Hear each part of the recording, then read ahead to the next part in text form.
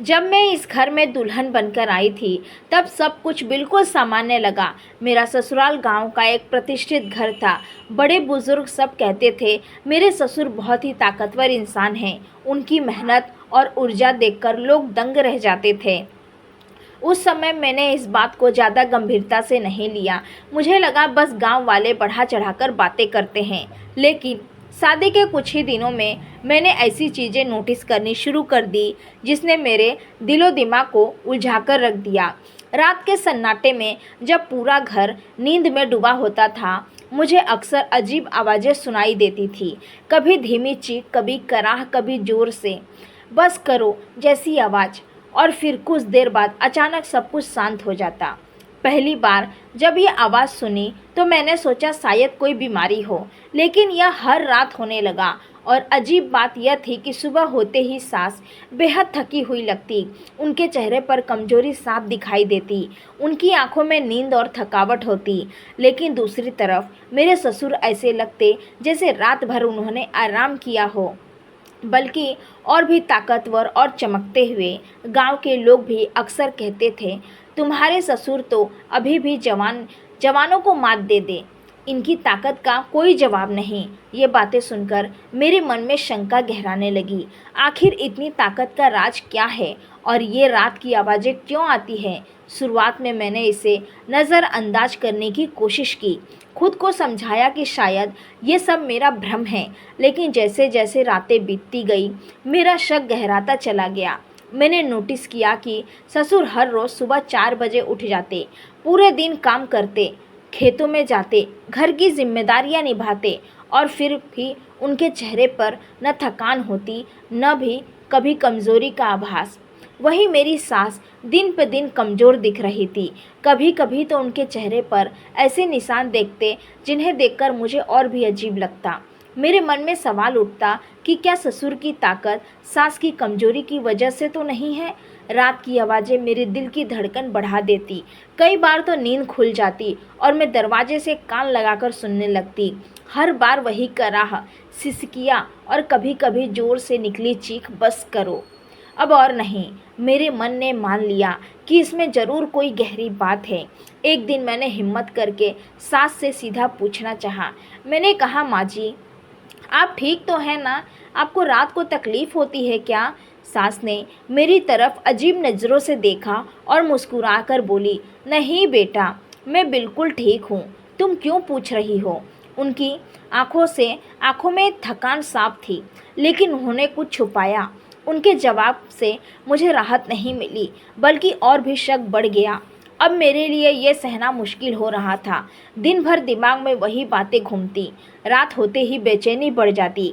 मैं अपने कमरे का दरवाज़ा आधा खोलकर बैठ जाती और आवाज़ें सुनने लगती। एक रात मैंने सोचा, आज तो मैं सब जानकर ही रहूँगी। धीरे से उठी और बिना आवाज़ किए सास ससुर के कमरे के पास जाकर खड़ी हो गई।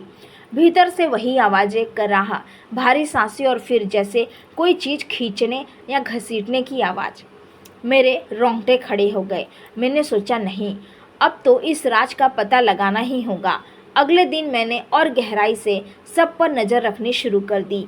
मैंने नोटिस किया कि ससुर रोज़ सुबह बगीचे से कुछ पत्तियां तोड़कर लाते हैं और उनका काढ़ा बनाकर पीते हैं। इस काढ़े की गंध बहुत तेज होती थी। जब भी वो पीते उनके चेहरे पर अजीब सी चमक आ जाती।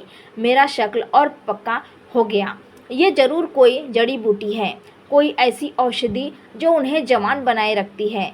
लेकिन सास की हालत लगातार बिगड़ रही थी। कभी उनकी सांस फूल जाती, कभी सिरदर्द की शिकायत करती, कभी उनका चेहरा पीला पड़ जाता।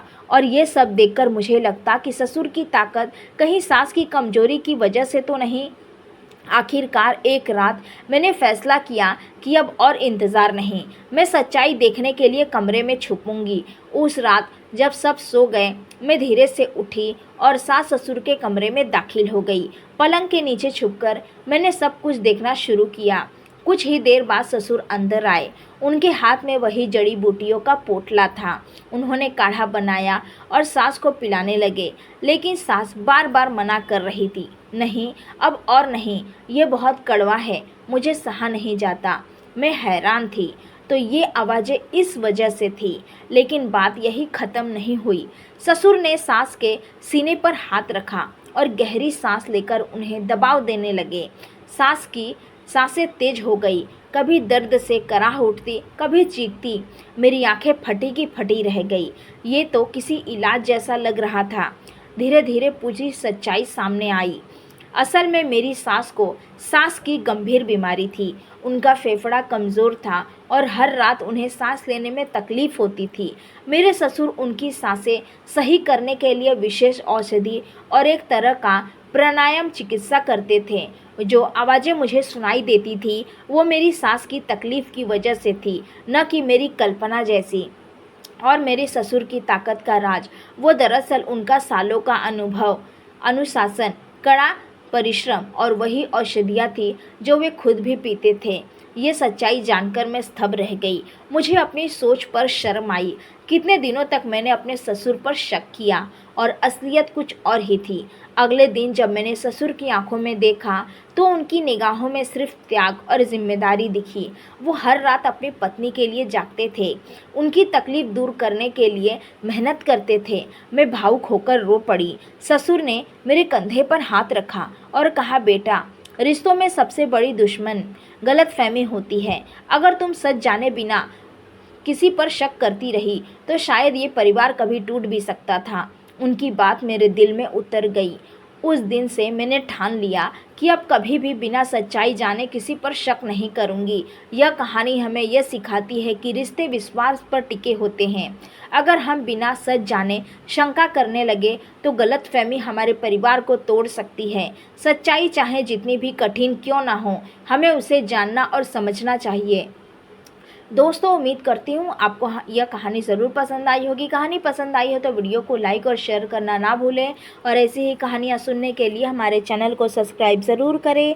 नोटिफिकेशन बेल को ऑल करना ना भूलें, जिससे वीडियो की आने वाली हर लेटेस्ट अपडेट सबसे पहले आपको मिले।